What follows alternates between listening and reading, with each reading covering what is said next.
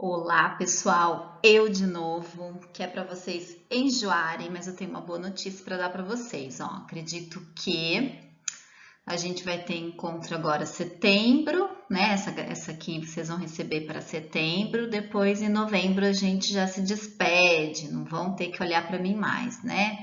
Aí, o ano que vem serão pessoas novas para falar sobre os assuntos, porque é muito bom gente nova, né?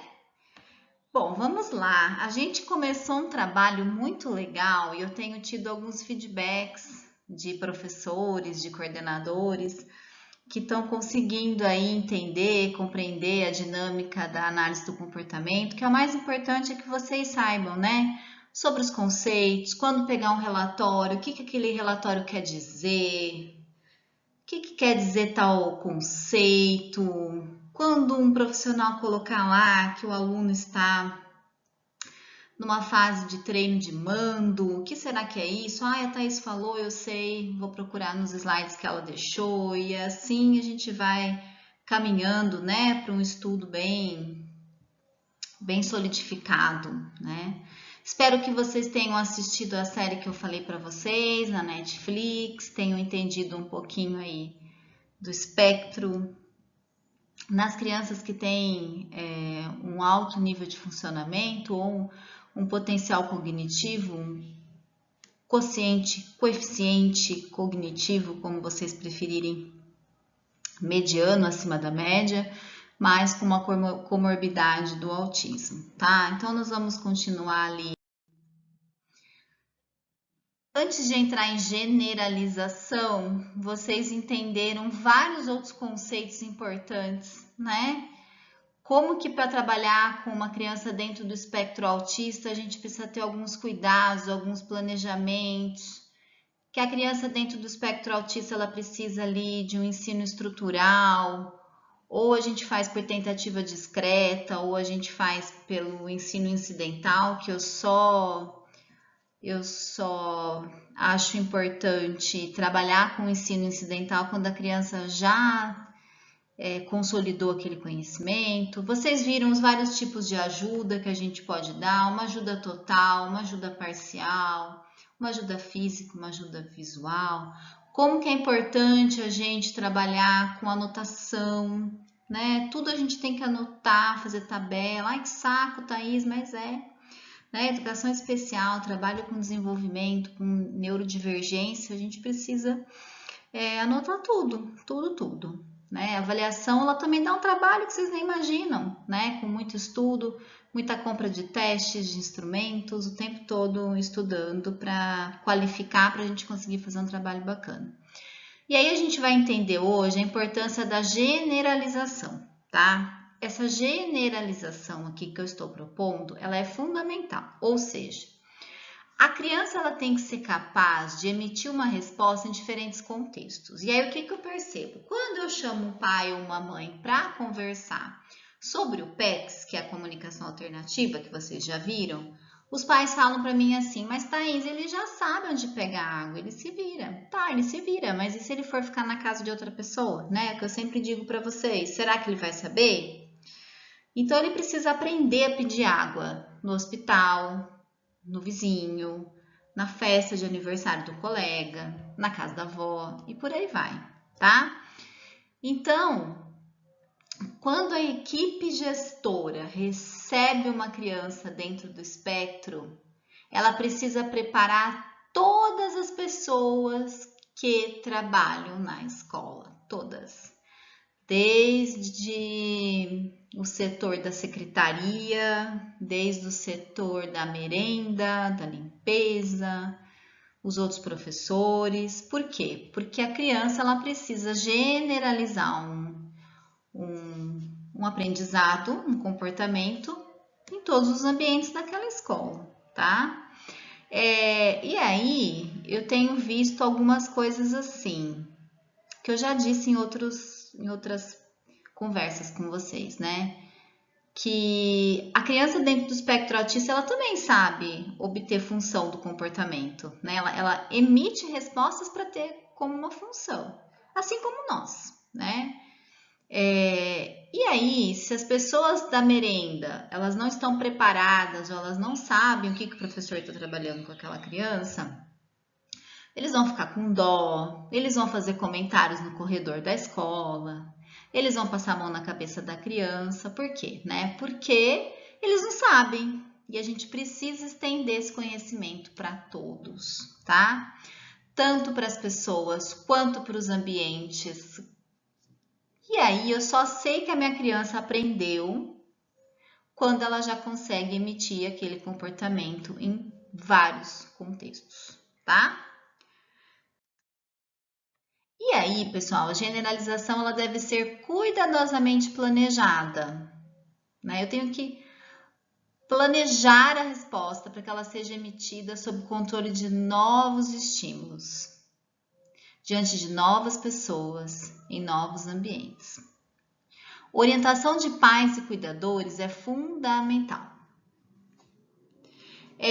Então, assim, se eu vou começar a generalizar o comportamento de uso de banheiro, eu tenho que chamar esses pais para explicar para eles que eu vou estar planejando isso, né? Que a gente vai estender essa habilidade para outros contextos. Então, ele vai usar o banheiro da escola, quando ele for para o passeio, ele vai usar o banheiro do passeio.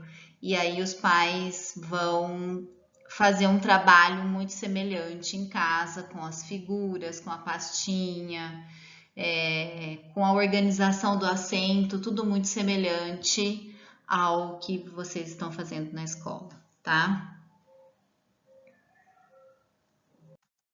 Não existe intervenção, gente, isso aqui é igual, gravem, ó, tá em destaque, tá em autocrítico. Não existe intervenção comportamental sem pais. As coisas não podem acontecer de portas fechadas. A variabilidade de terapeutas que trabalham com a criança ela é muito importante. E assim, essa conversa, esse comentar com os pais o que está sendo feito com os filhos, a gente viu que é fundamental, né? Por quê? Muitas vezes os pais acham que o professor não está ensinando nada. Ah, sabe o que é, Thaís? O professor só fica brincando com ele no balanço. Tô levando na escola para quê? Né? Ou eu tô levando na terapia para quê? Para montar quebra-cabeça? Né? Para fazer massinha? Para colocar o dedo na letra? Não, quero que meu filho aprenda a ler. E isso é indiscutivelmente uma das questões que mais são trazidas. E aí, quando eu explico por que a gente precisa trabalhar outras questões e por que a gente precisa dessa parceria para que esse conhecimento seja generalizado, isso torna o processo assim muito mais fácil, tá?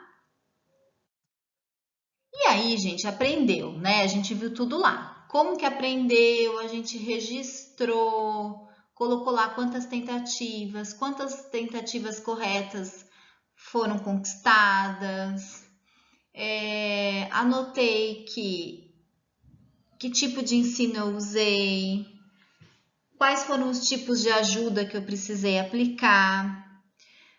Tranquilo. Agora eu preciso manter só aquela habilidade, né? Então eu vou fazer a parte de manutenção.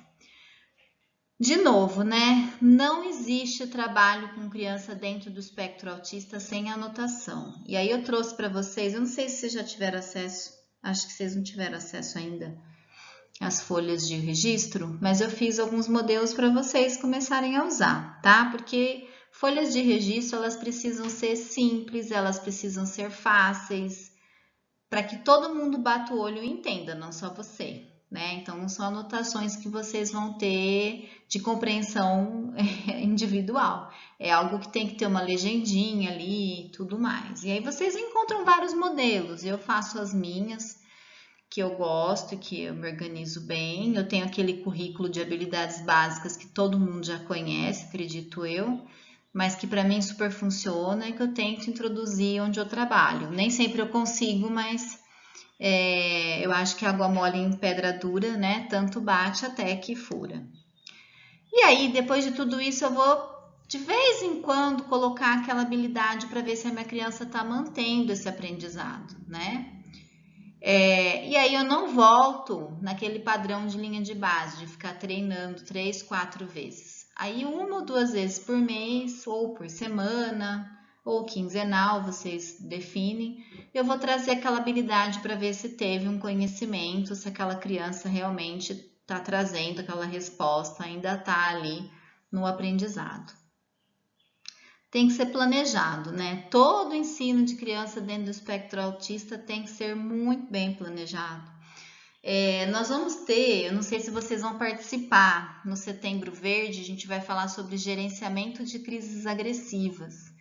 E aí não vai ser para aprender golpe, né? Como segurar a criança. A gente vai tentar aprender a evitar ao máximo tocar na criança. A gente vai aprender a planejar a ação. O que a gente vai esperar daquela criança, o que a gente vai fazer diante daquela ação, daquele comportamento da criança, para que ela não entre numa crise de alta magnitude, de heteroagressividade, né, ou de autoagressividade. Então, tudo eu preciso planejar. Como a gente, né, como eu estou sempre batendo na tecla. Vocês estão com a bolsinha de reforçadores? Vocês estão gerenciando aquele ambiente? Estão planejando o controle de estímulos? Na hora de fazer uma manutenção, eu também preciso ter esse controle muito bem estabelecido, tá? E aí, estratégias de uso de novas habilidades devem ser planejadas. Então, eu terminei de ensinar minha criança a pintar. Agora eu quero ensinar minha criança a contornar. Então, eu fiz todo um treino, como ela vai pintar, lembra? Com ajuda, sem ajuda, um pequeno espaço, depois um espaço maior, sempre trabalhando com reforçador após a emissão do comportamento. Aí, uma vez por semana, eu proponho um desenho para ver se ela ainda está pintando dentro do espaço, se ela está conseguindo responder aquela minha demanda. E aí eu vou colocar uma outra demanda para ela, que é contornar, que é mais difícil, né? Então vai contornar, não vai pintar. Então, estratégias de uso de novas habilidades, eu tenho que planejar. Não adianta eu colocar uma proposta para ela se ela não consolidou a primeira, né? Existem pré-requisitos. Se a minha criança não senta, como é que eu vou trabalhar número? Se a minha criança não espera, como é que eu vou ensinar, vou alfabetizar? Né? Então, eu preciso trabalhar com esses pré-requisitos, planejar como eu vou trabalhar para que ela possa sentar, esperar, estabelecer contato visual e, posteriormente, a gente vai para as outras funções. E quando eu passo isso para os pais, fica mais fácil deles compreenderem, porque assim, às vezes nem a gente sabe, a gente vai na nossa ansiedade, né, de querer que a criança faça ali uma leitura, uma escrita, produza uma atividade pedagógica, porque afinal de contas ela está na escola, só que a gente precisa desconstruir isso. Hoje os conhecimentos são multidisciplinares e aí a gente está trabalhando com habilidades que não estão totalmente relacionadas, intrinsecamente relacionadas com a alfabetização, mas que são pré-requisitos para que ela aconteça, tá? E aí também eu preciso trabalhar, gente, porque eu falo muito do reforçador para vocês. A gente tem que trabalhar com reforçador e tudo mais. Mas a ideia é depois não ter que trabalhar mais com reforçador, né? Por isso que a gente fala tanto do pareamento do reforçador com o estímulo ali do elogio, um estímulo social, para que depois eu vá tirando o meu reforçador ali tangível, palatável, para ficar sob o controle de um reforçador do elogio natural. Ou que a criança mesma se sinta gratificada ali por ter feito, né? Com a gente costuma acontecer assim mesmo. Uma habilidade, assim, vamos pensar que a gente começa a tentar desenvolver uma pintura em tela, né? Não sabe nada de pintura em tela, a gente quer aprender. Então, a gente não vai tão motivado. A gente vai, começa a errar, aí pensa em abandonar, pensa em desistir. Aí o professor ensina a pintar uma coisa simples, e aí a gente consegue, aí ele elogia muito, fala que a gente está tendo um progresso muito legal. E aí, conforme o tempo vai passando, a gente vai pintando na tela e ele não precisa mais falar que tá bonito, que tá legal. A gente mesmo vê a nossa produção e a gente tem um reforçador ali natural. Com as crianças dentro do espectro autista, é para acontecer na mesma linha. De início, muita ajuda, depois ajuda parcial, depois uma ajuda quase nula, depois ele vai fazer de forma independente e depois ele vai aprender a gostar do que ele está fazendo, vai entender qual é a finalidade, tá? E aí, pessoal, coleta de dados é importantíssimo. E a gente tem a internet, a gente tem as programações dos computadores todas a nosso favor para a gente fazer gráficos, para a gente sistematizar os dados, para a gente poder ver, nossa, olha lá o gráfico. Eu, pelo menos, sou assim, eu faço gráfico nas minhas devolutivas de avaliação neuropsicológica para os pais entenderem, né? Olha, o seu filho, ele tá com a curva acima da média, tá vendo? Essa curva azul é do seu filho, a vermelha é a média, aqui tá acima. Só que chegou nesse ponto aqui, caiu lá para baixo, tá vendo? E aí fica fácil para a gente observar, analisar aqueles dados. Também fica fácil para a gente pensar, poxa, é aqui que eu tenho que atuar. Porque, ó, aqui a criança foi caminhando bem, chegou nesse ponto, eu tive um declínio. Por que será que eu tive esse declínio? E discutir esse caso, ou com os pais, ou com a coordenação, com a equipe que atende a criança, né? Porque assim, gente, orientação, quando eu vou nas escolas, o que eu percebo? Às vezes eu falo, meu Deus, né? Eu chego lá na escola para orientar. E aí eu começo a falar. Aí a coordenadora anota. Acabou. 25 minutos. Mas e aí, vamos discutir, ó. Tá bom. Você atendeu esse fulano, está me falando que ele precisa disso. Eu tentei tal atividade com ele, aí nesse ponto ele travou. Por que será, né? Vamos tentar tornar aquela coisa dinâmica, aquela conversa, aquela orientação produtiva, né? Não é só, eu não estou indo lá na escola só para cumprir um protocolo, estou indo na escola para tentar discutir, para tentar trazer o caso para uma solução, para uma intervenção mais consistente, tá? E aí, de repente, se vocês têm os dados ali, eu consigo visualizar e a gente consegue pensar numa forma de intervir, tá bom? Que seja produtiva e que venha para auxiliar. Algumas intervenções, elas continuam meses a fio, mesmo que a efetividade dela tenha ali, né, tá efetiva, tá bacana, tá produtiva. Por quê? Porque é uma habilidade que a criança precisa manter. Gente, o uso da comunicação alternativa e o uso de atividades de vida diária precisam estar ali constantemente, mesmo que ela faça muito bem, a gente precisa trazer de várias formas no nosso contexto diversas vezes, tá? E os profissionais devem medir os comportamentos-alvo antes, durante e após a intervenção. Qual é a duração e extensão dessas mudanças comportamentais? Nossa, é muita coisa.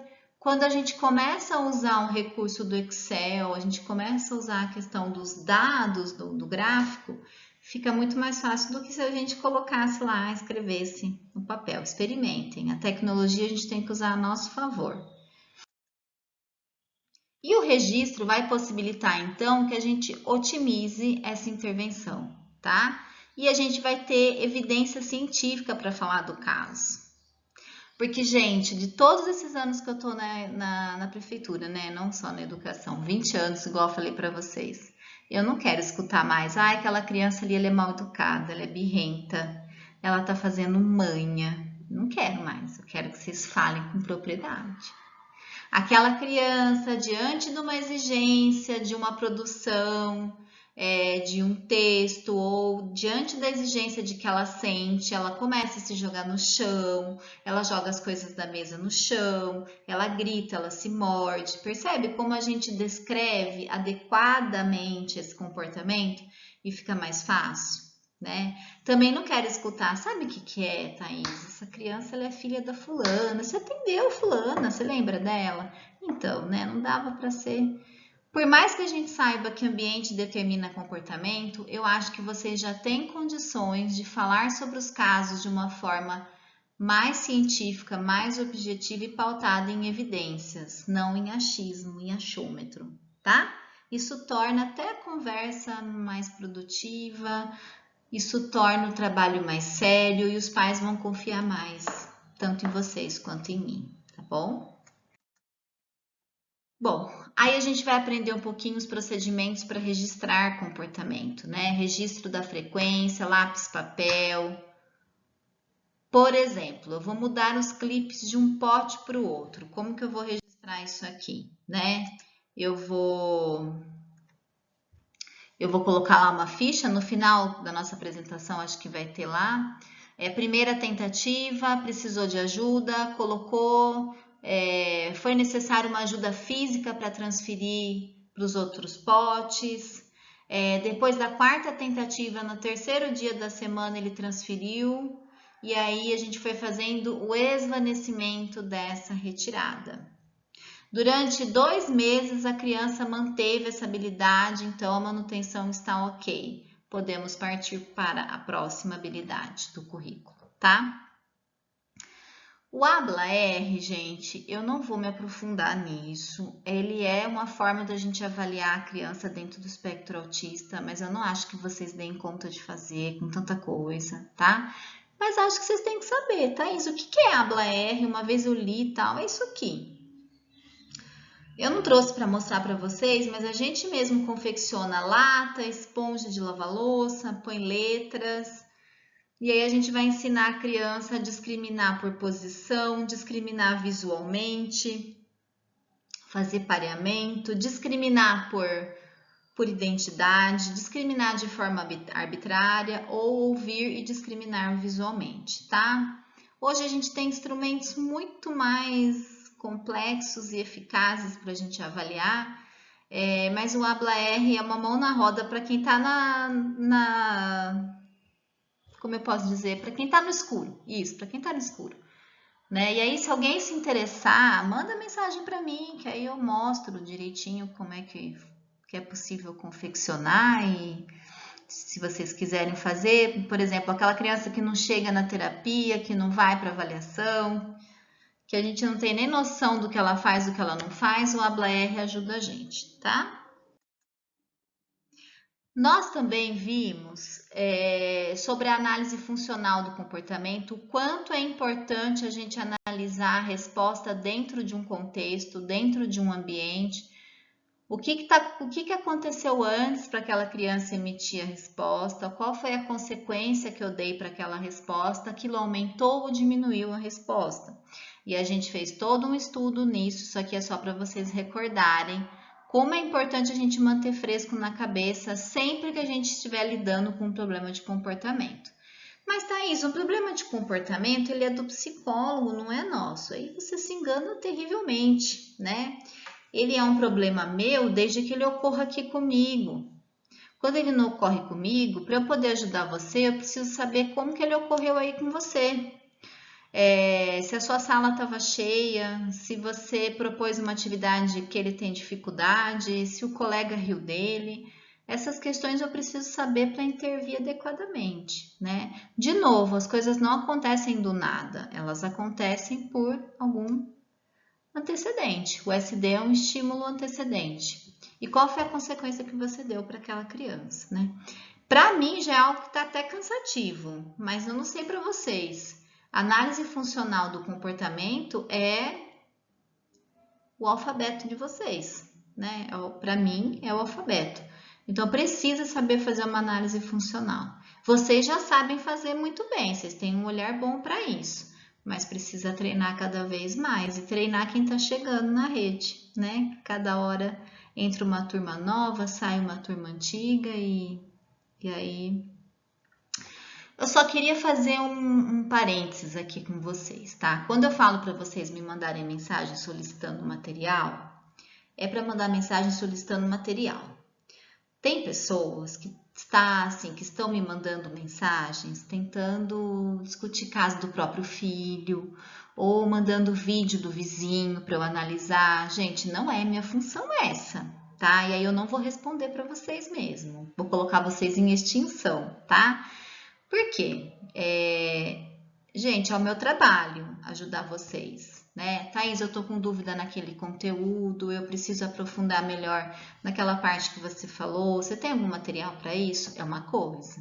Agora, mandar vídeo do filho, como que o filho se comporta, ou o vizinho, para que eu analise, isso aí já é uma sessão particular. Vocês concordam? Tá? Então, se eu não respondo, não fiquem chateados, mas se coloquem no meu lugar. Não dá para responder esse tipo de demanda. Então, Priorize em mandar mensagens do conteúdo que a gente trabalhou aqui. Ou se quiserem que eu veja algum caso que vocês estão atendendo na rede municipal, né? Aluno de vocês, um problema de vocês, aí a gente pode conversar. Mas coisas aleatórias não tá dando para mim não, tá bom? Peço desculpas, mas não consigo atender. Aí a gente viu também quais são as funções do comportamento, né? Por que a criança se comporta daquela forma? Para obter atenção, para fugir de demanda, para se estimular, por conta do ambiente, por conta de questões respondentes que têm a ver com o nosso interior, com o nosso reflexo. Entendendo tudo isso, eu consigo planejar melhor minha intervenção, né? A gente viu também como é fundamental trabalhar com comunicação alternativa, o uso do PECS, porque muitas crises que vocês chamam de crises é dificuldade de se comunicar. E quais são os componentes verbais que a gente tem aqui para trabalhar com as nossas crianças, né? Nós temos o ecoico. Como que eu trabalho o ecoico? Eu falo uma palavra, fulano, fala tatu, tatu. Então ele está emitindo um ecoico. O tato é a nomeação de um objeto. Eu mostro isso daqui. Ah, e o que é isso? Aí a criança, celular. Então, isso é um tato. O mando, que é o que a gente fala que é o primeiro componente que a gente vai treinar, né? Aquela criança que precisa iniciar o PECS, então ela precisa aprender a beber água, ela precisa aprender a usar banheiro, então a gente começa daí. A gente planeja para que ela comece a trabalhar o PECS no mando. Intraverbal, quando eu faço uma pergunta, a criança responde. Textual, quando ela produz texto. Transcritivo, quando ela copia. E autocrítico, quando eu dou um destaque para a minha fala, porque as crianças dentro do espectro autista, elas têm prejuízo na comunicação. Se eu quero destacar um componente, eu preciso usar o autocrítico para que ela fique sob controle daquilo ali e compreenda aquilo ali, tá? E aí a gente viu também que o PECS tem fase 1, fase 2, 3, 4, 5 e 6. E aí eu posso treinar o PECS para que não só o mando seja executado, mas eu posso trabalhar tato, ecoico, intra, vocês estudando quais são os componentes, podem trabalhar com o PECS também. Ah, Thaís, mas por que é importante trabalhar isso no PECS? O que isso tem a ver com a pedagogia? Bom, se você quer que seu aluno escreva ou aprenda a ler, o PECS é um dos principais instrumentos de intervenção que você vai ter. Existem melhores? Existem. Existem programas de comunicação informatizados? Existem. Mas eu não sei se chega gratuito para a gente tão cedo, tá? O mando, que eu já acabei explicando para vocês. Eu inicio sempre a comunicação pelo mando. Defino qual é a operação estabelecedora para iniciar o treino de mando. Ah, mas o que é isso? Minha criança foi para educação física, voltou com sede. Essa é a operação estabelecedora para começar o treino de pedido de água, tá? Sempre começo com pedidos de comida, água, descanso ou banheiro. E aí, pessoal, montar um currículo de habilidades básicas é o principal aqui pra gente, tá? Quais são as divisões para esse currículo? Tem as atividades de vida diária, que são importantes. Habilidades sociais, porque a criança dentro do espectro autista, ela tem prejuízos de rigidez cognitiva, tem prejuízo de flexibilidade, de contato visual, de se colocar no lugar do outro, de inteligência social, de processamento inferencial. Então, a habilidade social é fundamental para que ela se torne um cidadão que seja fácil conviver com ele, né? Porque de início não é. Como eles são rígidos, eles querem as coisas do jeito deles. Eles só querem fazer o que eles gostam, o que é muito motivador. Eles têm dificuldade em pensar que o outro está em sofrimento, porque eles não fazem aquela leitura que a gente faz, né? Da inteligência social, do processamento inferencial. O que é processamento inferencial? Se eu vejo alguém chorando, eu deduzo o quê? Aquela pessoa não está bem, está triste.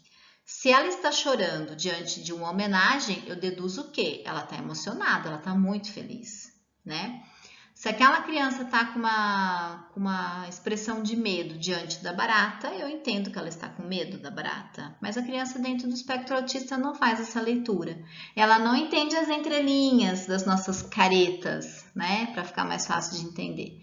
E aí isso precisa entrar no currículo. Pré-requisitos para alfabetização, principalmente, tá? A gente não alfabetiza uma criança dentro do espectro autista da mesma forma que a gente alfabetiza uma criança neurotípica, tá? A gente tem um material só disso, quem tiver interesse também me procura, porque eles vão fazer por memorização de sílabas, recombinação silábica, tá? E por pareamento também. A gente está finalizando aqui, mas tem algumas formas de ensino, que é a tentativa discreta, o ensino incidental, e eu não posso deixar minha criança errar. Errou, acabou, tá? Assim como eu sempre falo, deixou a criança autista fazer xixi atrás da árvore no intervalo, provavelmente vai ser muito mais difícil você tirar isso dela, tá bom? E aí eu trouxe um estudo de caso para ficar mais fácil, ó. Vamos supor que chega uma criança que está no nível de discriminação visual. Ela consegue identificar figuras no visual, mas ela não fala, ela não emite operantes verbais. Quais são os operantes verbais? Ela não emite ecoico, ela não emite tato nem intra, ela só faz um grunhido. Apresenta vários comportamentos disruptivos, que é se jogar, jogar no chão, morder, sair correndo, gritar. Tem 5 anos de idade, não brinca, tá? O que ela faz? Ela pega os objetos de jogo, ou morde ou estraga, usa fraldas. Então, são essas as crianças que estão chegando para vocês. Quando dá certo dos pais aceitarem, eles vêm para pai. Quando não dá certo, eles ficam com vocês. E aí, o que fazer, né? Esse estudo de caso é para tentar clarear um pouquinho de onde vai partir a intervenção. E aí, eu vou criar um currículo de habilidades básicas. Eu vou colocar habilidades de imitação, para que ela aprenda a imitar as minhas ações, para que ela aprenda a entender o que eu estou dizendo com o apoio de pistas visuais, aqui já que ela discrimina, ó, habilidades de linguagem receptiva, habilidades de linguagem expressiva, para que ela possa emitir também os pedidos dela. E por último, as habilidades pré-acadêmicas. Eu não começo com letrinha com uma criança que emite comportamento disruptivo, não senta, morde e não fala, né? Não começo com a apresentação de letrinha. Acho que vocês já entenderam isso, certo? Então, quais são as habilidades de atenção, né? Eu preciso ensinar a sentar, esperar a vez, contato visual. E isso eu faço com o apoio das minhas rotinas visuais. Eu faço com o uso do reforçador, que eu vou retirando e apresentando estrategicamente, vou aumentando o tempo que eu vou deixar essa criança sem o reforçador. Tem vários vídeos no YouTube para vocês aprenderem. Aquele livro amarelo é maravilhoso, habilidades básicas no ensino, o ensino de habilidades básicas para indivíduos com transtorno do espectro autista. Passo a passo de como treinar, então é só querer estudar, tá? Mas para eu treinar isso, eu preciso ter o reforçador mais potente, planejar, ter a minha ficha de registro, quanto tempo eu vou deixar a minha criança sentada para oferecer o reforçador, o quanto ela aguenta, vou aumentando devagar, vou registrando, sentou. Ela precisa sentar na sala de aula, ela precisa sentar no refeitório, ela precisa sentar na sala do outro professor, ela precisa sentar no momento de uma festa. Então, eu generalizo esse comportamento, eu proponho a manutenção desse comportamento para eu poder ter certeza de que ela senta de forma funcional em diversos contextos. Assim para todas as outras habilidades, tá? Quais são as habilidades de imitação legais de vocês colocarem no currículo? Isso aqui é só uma ideia, tá? Mas movimentos motores grossos, ações com objetos. Pensa naquela criança que não brinca, que não tem ali pensamento imaginativo, acho que é isso, né? Ele não tem a imaginação a favor dele. Isso é muito complicado, porque assim, se você não imagina uma outra coisa, como que você sai daquela rigidez, né? Como se assim, não deu certo esse emprego. Se você não consegue planejar, imaginar que outras coisas podem acontecer, que você pode investir em outros trabalhos, você ainda enlouquece. Nossa, eu não vou conseguir outro trabalho, eu vou morrer de fome, eu não vou pagar minhas contas, e aí eu fico rígida no meu mundinho, sem pensar nas possibilidades que eu teria. E o autista a gente precisa treinar isso. Quantas possibilidades existem, né? Não dá para ir para o parque agora, mas dá para fazer alguma coisa, ganhar um chocolate e depois ir para o parque. Eu preciso planejar, antecipar e trazer para aquela criança o tempo todo. Cansativo? Super. E ainda preciso dizer para os pais tudo isso que vocês estão aprendendo, porque eles também não sabem. Nós temos equipes excelentes de profissionais, de terapeutas, assim, na cidade a gente evoluiu muito. Mas a gente também precisa fazer a nossa parte, essa comunicação tanto com os pais quanto com a equipe que atende o nosso aluno também. Chamar para vir para a escola. Fulana, minha realidade é essa, o que dá para fazer aqui? Na sua clínica é uma coisa, na minha aqui, na minha sala de aula é outra. Essa troca, essa comunicação, esse planejamento em conjunto ajuda todo mundo. E trazer os pais também, tá? Outras habilidades aqui, de movimentos motores finos, fonoarticulatórios, movimentos grossos com os pés, imitar sequência de movimento, tudo isso é pré-requisito para a alfabetização, tá? Se eu não trabalho isso, eu não consigo trabalhar parte pedagógica propriamente dita. E aí eu posso também colocar como habilidade de linguagem receptiva, essas aqui, seguir instruções de um passo, de 2 passos, identificar partes do corpo, identificar as pessoas da família, os objetos, as figuras. Isso tudo precisa fazer parte do currículo também. Expressiva, né? Se a minha criança não fala, ela precisa ou mostrar uma figura, ou apontar o que ela quer, ou produzir um som com uma função que eu entenda, ou imitar som, ou nomear pessoas familiares, emitir tato de objetos, que é falar o nome do objeto ou da figura, alguma coisa ela precisa aprender, e isso a gente pode ensinar.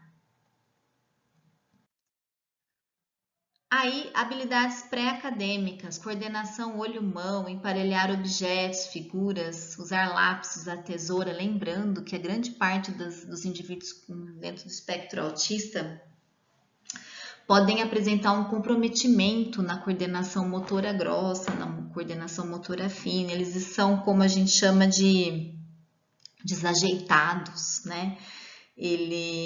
Todo mundo vai para um lado, eles vão para o outro, eles caem, perdem equilíbrio, não acertam o movimento, então isso precisa ser muito bem trabalhado. Por isso que a gente fala tanto na TO, que está em extinção, né? Mas que ajudaria muito com essa integração dos estímulos.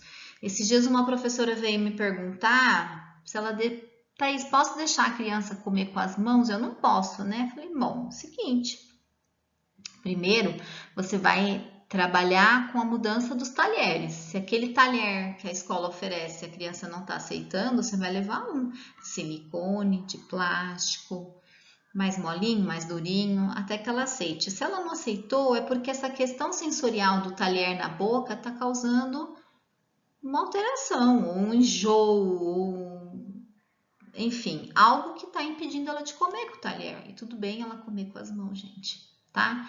Porque imagina, ela coloca o talher na boca e a sensação é de como se estivesse colocando o dedo na garganta. E aí a gente fica obrigando ela a usar o talher, ela não vai se alimentar. Crianças dentro do espectro autista podem ter uma resistência maior a certas texturas, a cheiros, como a gente já está careca de saber. E aí isso se estende para o uso de talher, para o que vocês colocam na mãozinha dela para trabalhar. Às vezes ela não gosta do toque de segurar a mão, às vezes ela não gosta que você coloque a mão na cabeça, aqui nela, às vezes ela não gosta que você faça 5 dedos nela. Tudo isso a gente precisa pensar quando a gente está trabalhando com uma criança dentro do espectro, tá? E E aí os adaptadores para lápis, para tesoura, engrossamento, o lápis mais grosso, até que ela consiga ter aquela habilidade bem desenvolvida. E aí tem as fichas, olha que bonitinho, gente, eu fico orgulhosa, ó. Modelo de ficha de registro, imitar ações com objetos. Lembra, a gente colocou todas aquelas ações e essa é de uma delas. Quais atividades a gente pode usar para trabalhar e imitar ações com objetos? Colocar um objeto dentro de uma caixa, uma habilidade que está em ensino, ou não foi ensinado, ou está em manutenção. Tocar uma campainha, é uma habilidade não ensinada, está em processo de ensino ou já está em manutenção. Quando tem uma pasta com tudo isso aqui, ó, o profissional que for atender a criança no ano que vem, abre e fala, nossa, essa criança aqui, ela já empilha blocos. Então, ela já está na manutenção de empilhar blocos. Então, eu vou começar a trabalhar com construção de coisas através de blocos, porque ela já empilha. Ou ela já bate num tambor, então eu vou oferecer, sei lá, um pianinho. Ela coloca um chapéu na cabeça, então eu já vou trabalhar com ela para ela colocar uma fantasia. Agora, se eu não sei nada, se eu pego aquela criança e não tem uma tabela assim, eu fico louca, né? Porque eu não sei de onde que eu vou partir. Vou ter que avaliar, enfim. Falando quanto pedagogo, né? Enquanto neuropsicólogo, a gente vai avaliar a cada 2 anos ou a cada 1 ano, se for necessário, mas com 2 anos é legal reavaliar. E aí, essa é uma ficha que vocês podem imprimir, gente, e ir alterando as habilidades aqui. Embaixo, vocês podem colocar assim, se foi feito com ajuda total, parcial ou de forma independente, que eu acho que é legal, tipo uma legenda, tá? E aí, no final, a gente tem um parâmetro de quais as habilidades foram trabalhadas, quais já estão totalmente em manutenção, quais precisa colocar no ensino mais sistemático, tá bom? Olha uma outra ficha aqui, ó. Trabalhar com movimento, 3 tentativas. Na tentativa primeira, foi feita com ajuda ou foi feito de forma independente, ou a ajuda foi parcial, esse A pode ser ajuda total, o B pode ser ajuda parcial, o C pode ser uma ajuda só visual, e o D trabalhou de forma independente. Vocês montem a legenda e aí na primeira tentativa ali de trabalhar movimento de pinça, ela fez com ajuda parcial, você vai colocar lá, primeira tentativa, letra B, ajuda parcial. Ó, fica muito fácil para vocês trabalharem, vocês não têm noção. Monta uma pasta, coloca num arquivo ou na nuvem, né? No sistema aí do computador. Ó, já falei, me adiantei aqui. Ajuda física, ajuda gestual, ajuda leve, ajuda independente, tá?